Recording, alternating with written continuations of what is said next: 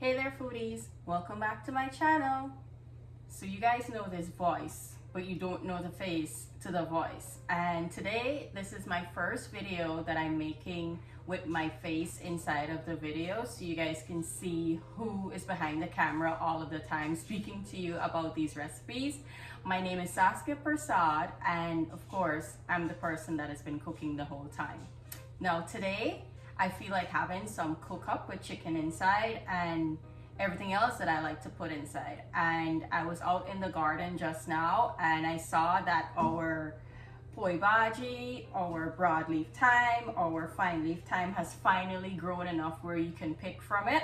And also our Chellot, and well, over here they call it Basil, but we know it as marred man poke. So I'll show you guys everything that I picked just now. Here I have some of my marred man poke. I have fresh shallots right here. I have some, this is not your Guyanese thyme, this is the American thyme, but it smells and tastes and does the same thing. I have my broadleaf thyme here to wash my meat and to also put inside the cook-up. And all of this at the bottom here is fresh bagie, or calaloo as some people may call it. So I have my chicken behind me there defrosting in some warm water. I'll take you guys over to the sink and show you how I prepare my meats, because I've only ever explained what exactly I do. But today I'm gonna show you guys exactly what I do, and this method applies for any type of meat with the exception of fish and shrimp. As to how I usually prepare them. So let's go over to the sink and start cleaning and cutting up our chicken. All right, so here I have my chicken. I usually like to use leg quarters. These are just the regular Purdue leg quarters, and I use them because I find that it doesn't taste rank or anything in food. It always tastes really clean, and plus it's always readily available at Walmart. Now, here I have my trash can already pulled open. Anything that I don't want, I'm gonna be dropping in here. I have my apron on because I don't want any of this chickener, so when I'm gonna cut it up to splatter on my dress. I'm just going to put this down in the sink here. And what I like to do, right into two pieces here, because you'll have the leg and the thigh.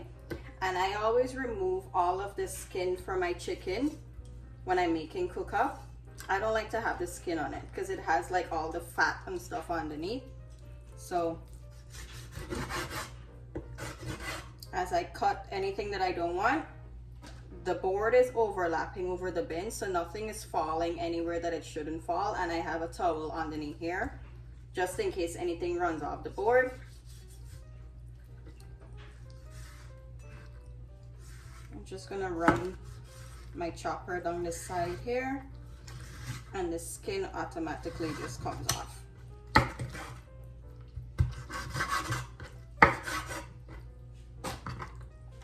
I usually also remove any fat, or as much fat as I possibly can.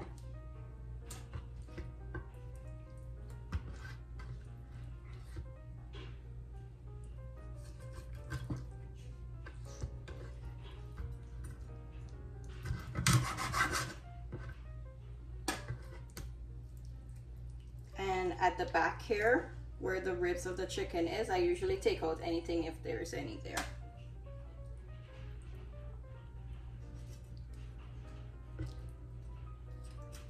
And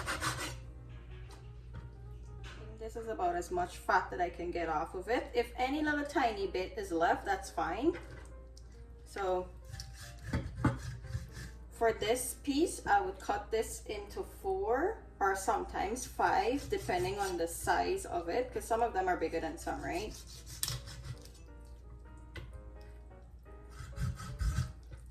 Just give it a mark.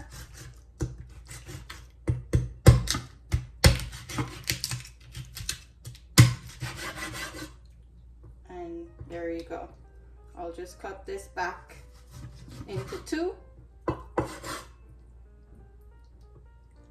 And sometimes when you're cutting it up, you can get access to cut off like any of the unnecessary little pieces of fat. And there you go. This is about the size that I would cut one of my pieces at, because what happens when you fry this down, it'll shrink. And if you cut it too small when you're gonna like cook the cook up, what I noticed, because the chicken over here, and when I say over here in New Jersey or in the States per se, it's very soft, right? It doesn't take very long to cook. It's not as tough as like sometimes the chicken that you'd get in Guyana that holds up better. So I usually do this size, and it's good for me. It stays intact. So as I cut, I have as you can see in the corner here, I just have a regular calendar that I'm putting it inside. And for this piece, because this has like bone and not too much meat, nothing wouldn't really fall off of this much, I'm gonna cut this in 3.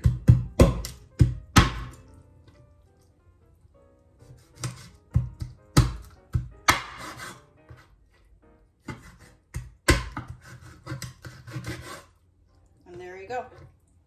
So this is usually the size that I cut up at. What I'm gonna do, I'll continue to remove the skin and fat from the rest of the leg quarters here. I have 3 more to go, and then I'll show you how I go about washing the pieces. Okay, so I finished cutting up all my chicken pieces here. What I'm gonna do, I'll just run some water over it. I'm just gonna give it a little turn up so that the pieces at the bottom can come to the top.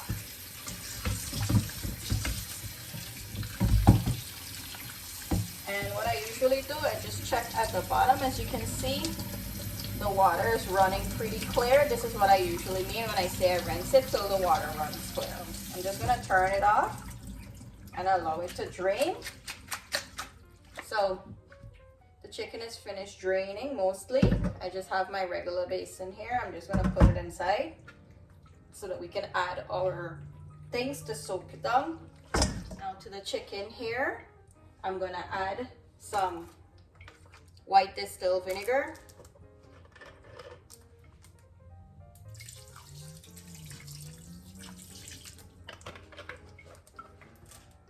Some flour, you can use any kind.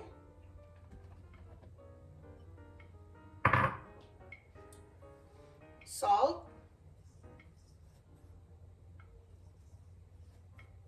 I add a lot of salt because what the salt does as well with the vinegar, it kills out any type of bacteria and stuff that possibly could be in there.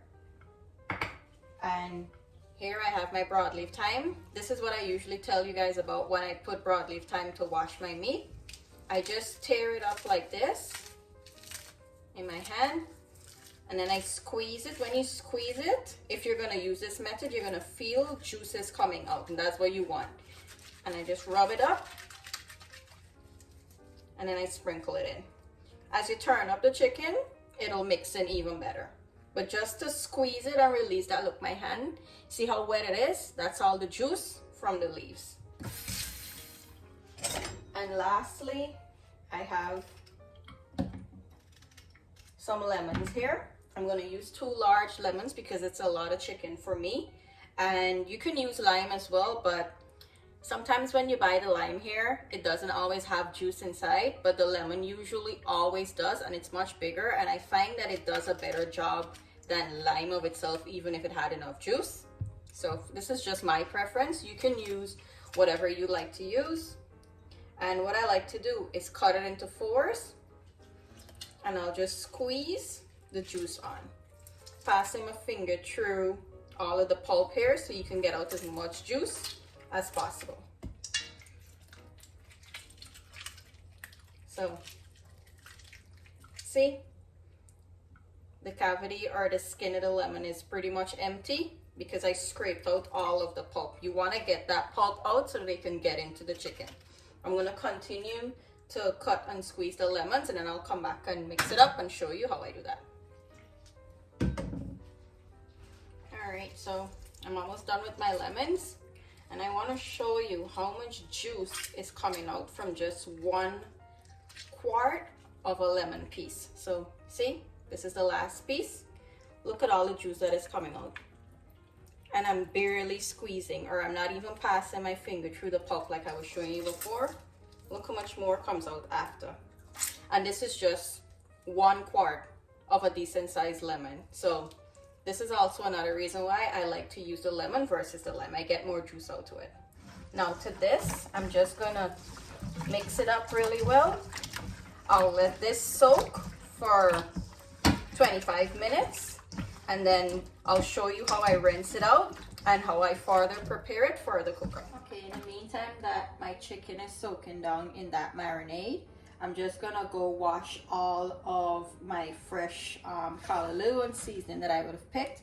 Unfortunately, the only thing that I couldn't pick from the garden as yet is Wiri peppers, because we can only plant them spring into summer, and the plants are now growing. They haven't made any, they haven't gotten any blossoms as yet, so these we usually buy from the store. Here I have, what is this, 6. I'm gonna cut up 2. I'm gonna steam 4 on top of it for anyone that wants to like burst into any peppers and eat with the cook-up. So here I have my clean board and I have all of the calaloo and seasonings here. I'm just gonna go through and rinse everything. Look how nice and big is the broadleaf thyme, and this is actually not even full grown. It just started growing, but look how big it already got. I have my fresh Chellot and these two. This, like I'll show you from the tip of my finger, you see how long this is? Usually it can come all the way up to the top of my arm here, and they're much fatter, but these, this is not first picked for the Chellot. This is probably maybe 5th or 6th picking from it. So as it grows, it usually grows smaller and shorter, but this is still good size. So here we have everything nice and washed, all clean. I'll just let it hang out on the board here for any excess water to drain out. Okay, which is what so here I have my chicken. I'll just take out the lemon pieces as I can see them. So what I'll do, I'll just fill the bowl up with water, move it around a little bit because that flour is going to be stuck to it, and I just start to drain it. As you can see, all of that is what you don't want in your food when you're cooking meat. Okay, so my water is much clearer right now, as you can see. And the colander that I was using before, what I do, I go through each of the pieces to see if there's anything that I don't want on it, like any little tiny pieces of fat. I'll just pull it off. And once I see that I'm satisfied with how clean the piece is, see, it's not really any fat, it's just the flesh and bone. I'll just put it in and allow it to start draining. So I'm finished with all of my pieces of meat here. I picked out everything that I didn't want to see on it. And I'm just giving it one final rinse of the water on top. And if you can see and look at the bottom, you see how clear and clean that water is. There is no blood-like water or any pink water and all of that like impurity that shouldn't really be in your food. So just giving it one final rinse through. And see, look, clean and clear water. Shake it off a little bit so that all the excess from the top can fall at the bottom. I don't want to bring it too close over the countertop for it to drip. If it's going to drip, I like it to fall in the sink, but you can see how nice and clean the meat is.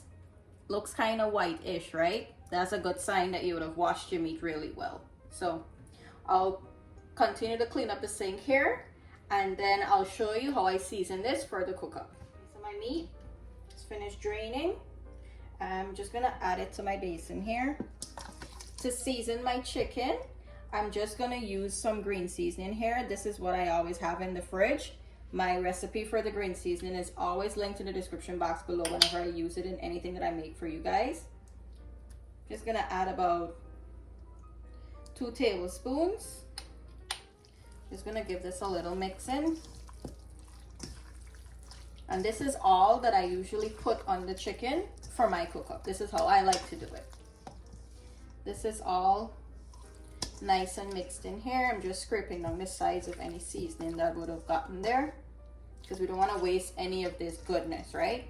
So here I have the chicken. I'm gonna give my hands a wash, and we'll start cutting up the broadleaf thyme and the mardman hook and the carrot and stuff to put in. And I'll let this season in the meantime for not too long, maybe about 10-15 minutes, and then we'll start preparing the cook-up. I'll start cutting up my seasonings. I just need to separate it off the board.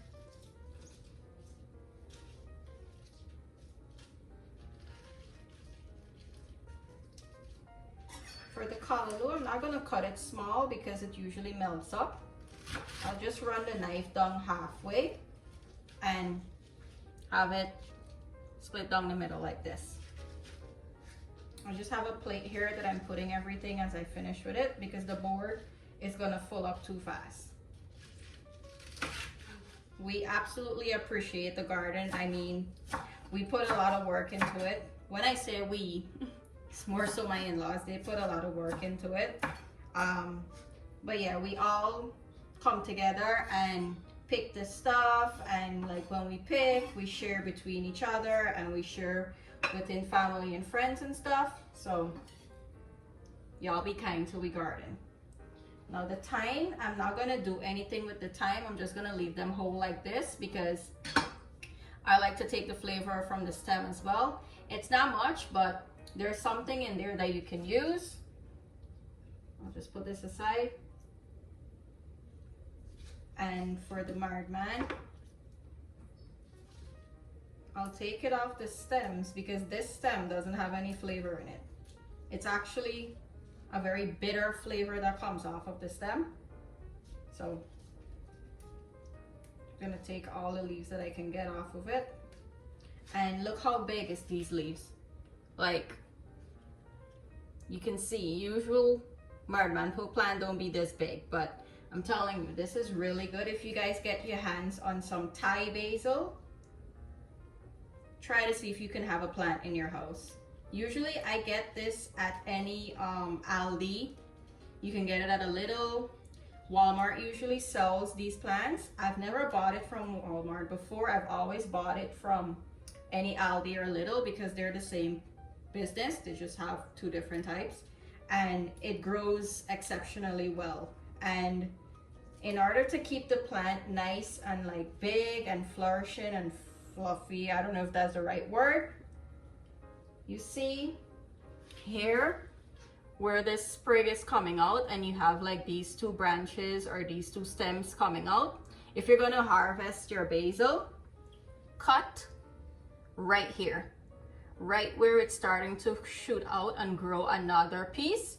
Cut exactly there. So now when the plant is going to continue to grow, it's going to grow out more of these stems and get like much fuller and much bigger, and it's not going to be stunted. Usually if you cut it like a random place down here, you're going to stunt the plant. I think that's what you call pruning, right? If I'm right, you guys drop a comment and let me know. That's what you call pruning, and that's how you're going to preserve your plants, like especially this type of plant.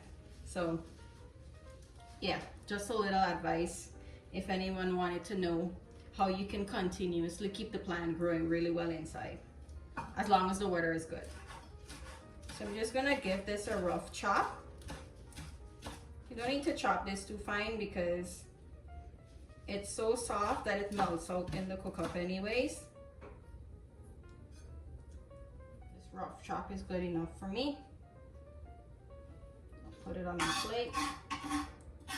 And cook-up is a very preferential thing. Like, cook-up can be made in so many ways, and so many things can be put in it. But if you ask me, there's certain ingredients that traditionally is put into cook-up that you can't bypass or put as optional, which would be like your broadleaf thyme, your fine leaf thyme, your mardman poke. If you have access to these things, I'd advise you to definitely use it. things like your fresh shallot, frozen shallot works too. I have in the freezer, but because it's cook-up and I have the fresh one outside, I would usually use this instead. So things like your pepper, coconut milk, Casereep. Casereep needs to go into cook-up, in my opinion. I have always had cook-up with Casereep inside growing up, but not everyone likes to have it, I guess. But those are like the main bases of cook-up. So, but at the same time, like I said, cook-up is a very preferential thing. There's lots of things that you can put into cook-up: lamb, sardines, dried fish, chicken. You can keep it completely veggie and add like broccoli florets, like cut up the broccoli in big pieces. And you can also add like the whole corn, cut it down into smaller pieces, and that can work as like, you know, I don't want to say a form of meat because you're making something vegetarian. You shouldn't really be wanting to have meat in it, but it gives you something to, you know, munch on per se. So I even saw people put dried shrimp in cook-up. Of course, you can put beef. I've seen people put goat. I've seen people put pork. So cook-up is something. The reason why it got it named cook-up is anything can go inside. It based on what you like, on what you prefer to have in there. You do you. So I finished doing the shallot. I'm just gonna push it to the side because I need space for the carrots. I'm just gonna trim it down. And I already gave it a wash, but some people will scrape it. I will just take my potato peeler and run it like alongside it, and this comes off. This is what you really, so to cut this up, I just break it down into some logs here. I'll make some slices down like this, and then I'll just cut it into some big cubes. And today for this ingredient, I'm not going to be putting the specific measurements that I use, but I will list every single ingredient that I put into my cook-up, because I feel like cook-up is a thing that everyone likes it to taste their way. So you can try the ingredients that I like by adding a little bit and tasting it and see if you like how it tastes. You can add more, you can add less, you cannot add it at all. So, but I will make sure that I add every single thing that I used within the cook-up. All right, so I have my nice big pot here. This is my pot that I like to make my cook-up in because it's really big. As you can see, it's a good sized pot, right? If anybody wants to know, I think this is the Dean and White collection. Like, you can find this as any TJ Maxx, any. Now I'll add some oil in here. This is about 2 tablespoons of oil.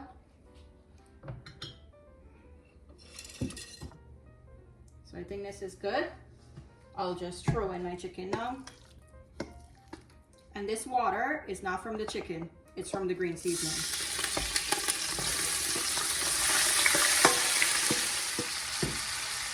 I'll just give this a turn up so it can be covered in the oil.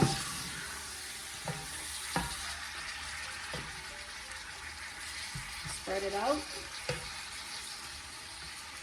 And I'll allow this to fry out until it's completely cooked.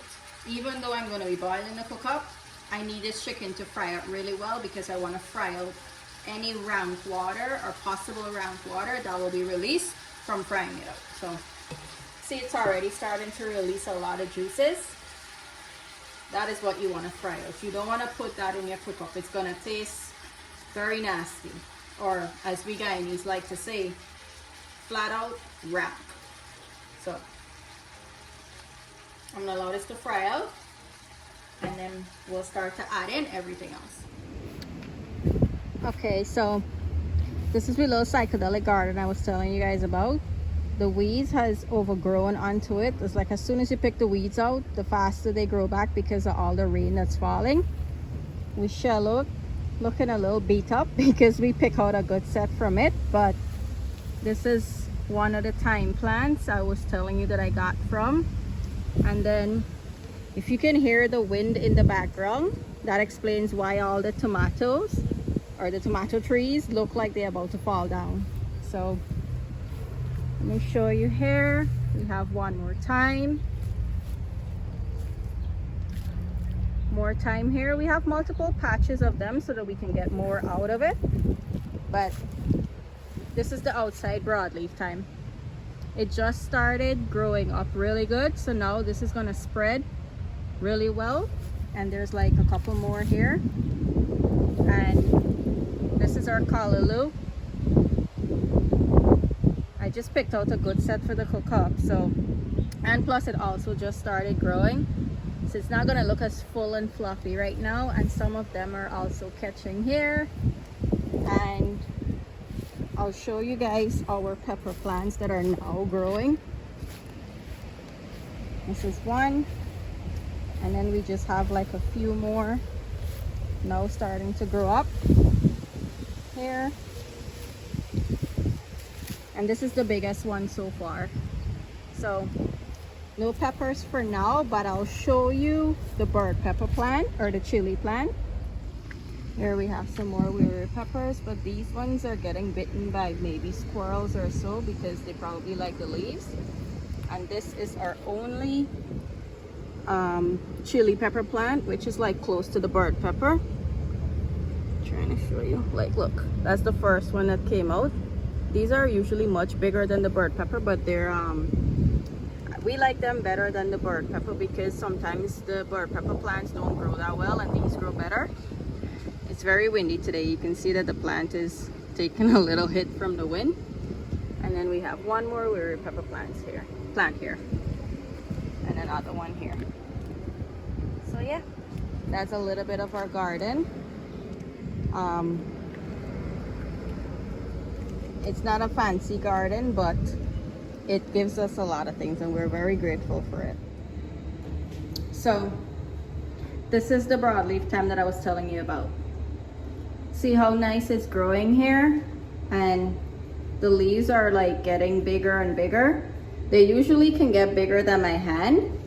Like this is one of the bigger ones here, but it's still growing. And I just have it in a regular pot. This is my man plant, and or the basil as we would call it over here. And you guys just saw where I get all my fresh seasonings from. Excuse the yard. The people that mow the yard is going to come this weekend. They come every 2 weeks. So yeah, now as you can see, my chicken fried out really good. It's nice and dry at the bottom here. This is where I'll add in my black eye. I'll use some pigeon peas that can as well.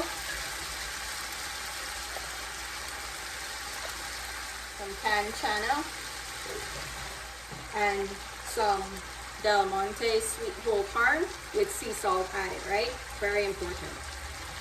Gonna put that in. And I have some white jasmine rice here. This is the brand that I usually use.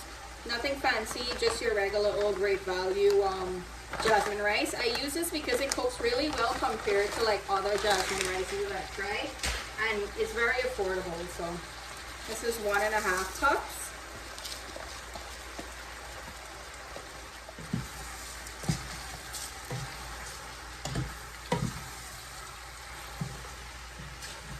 Now I'll add in my carrots. Mix. Go in with the thyme, the broadleaf thyme, and all of the marjoram pulper basil.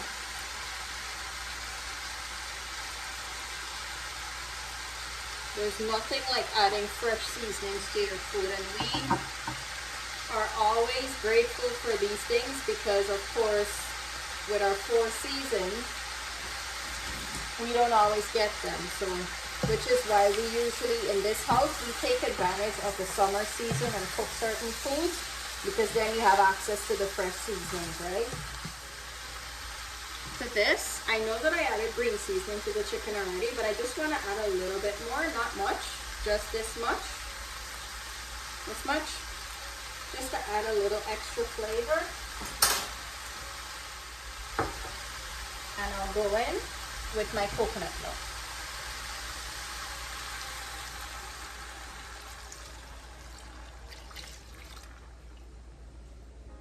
And to this coconut milk, I'll add some more water because it needs more to boil the rice.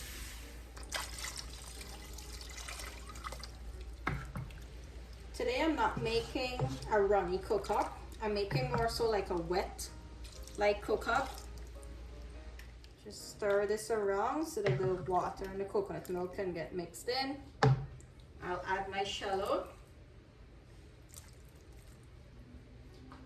2 of my Wiri peppers. I'm just cutting it on the side here. Here I have it. I'm not putting a lot because this specific pepper is really hot. And hubby doesn't really like too much of spicy food. He'll eat some spice, but not extremely, like on the more spicy side. So mix this in. I'll add some salt to taste. I'll just go in with this much for now, and then I'll taste it and see if I want to add more. I'll add some sugar,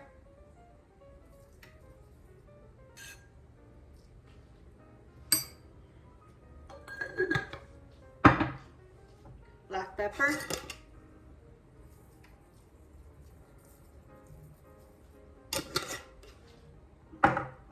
some chicken bouillon or chicken cube. It's the same thing, it's just one is in a cube form and one is in a powdered form.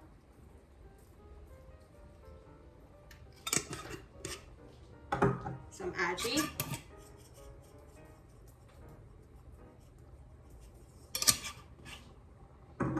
And if there's any seasoning here that I'm adding, you guys, and you don't like it, you guys can just leave it out and add your own type of seasoning. Going in with some adobo. Give it a turn. And I have here some Chinese sauce, just the chief brand. I'll go in not with a lot, just a little bit to flavor the cook-up. And it gives some color as well, about that amount. And here I have my Casereep, the Dave's brand. This one's almost finished, but I have another jar there if I need more. And I usually average my Casereep by throwing it in my spoon.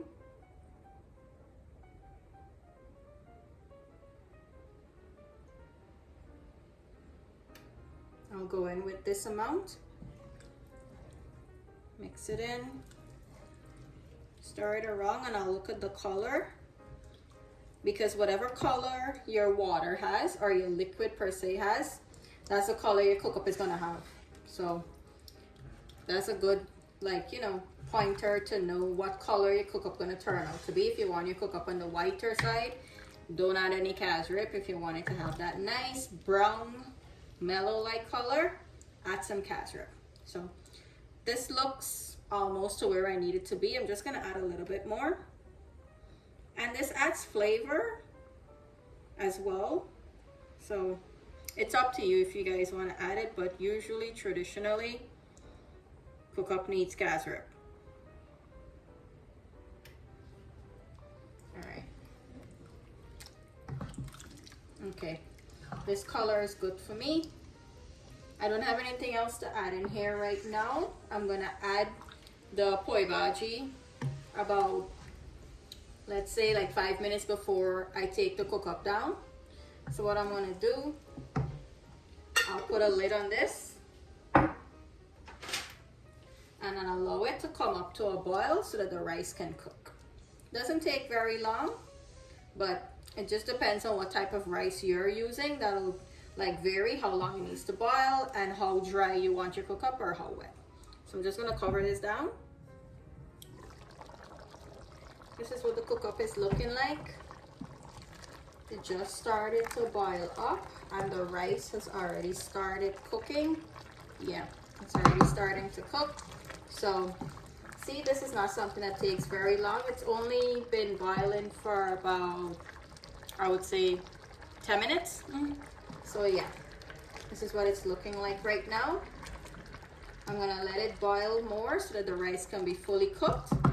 And then I'll give it a taste, see if I need to add any more salt or if I want a little bit more casereep. Whatever I want more in it, I'll just taste it to see if it needs anything. Usually it doesn't. Like, I can smell it right now and I can tell you I think I have everything that I want inside, or the amounts per se. All right, our cook-up is done. I just turned the stove off. Look how good this is looking. I don't want to stir it up too much because I don't want to lose these peppers. I already lost one, but that's okay. Like, look, nice and wet cook-up. So let me plate this up for you, give it a taste, and tell you how it's tasting. Okay, so here we have my finished cook-up. See how nice and hot it is? I'll go in for a taste. Of course, I need to blow it because this is gonna just burn my mouth, and I have a piece of chicken here. Really good. And really hot, but there's no better way to eat cook-up. If it's not hot, it's not going down really right. So thank you guys for always watching. Thank you guys for watching today. I hope you enjoyed today's video. You now see who I am and who Saskia is, or who the foodie girl is. So I hope you guys truly enjoyed today's video. I'm gonna try to be on camera more often. I do have a few videos that is scheduled to be released that I'm not in, so please stay tuned. I'm gonna be in more of the videos now, so I actually kind of enjoy showing myself on the videos. I'm gonna try my best to always be in them. Like I would have said, I'm not gonna list any specific measurements for the ingredients that I used. I'm going to just list the ingredients that I actually use. No measurements, because I feel like cook-up is a preferential thing. You can add how much you feel like. You can average to your liking. And also my green seasoning recipe will be linked in the description box below. So thank you guys for watching today. Do give the video a thumbs up, like, share, and of course subscribe to the channel if you haven't subscribed as yet. So I'll see you on the next one. Bye.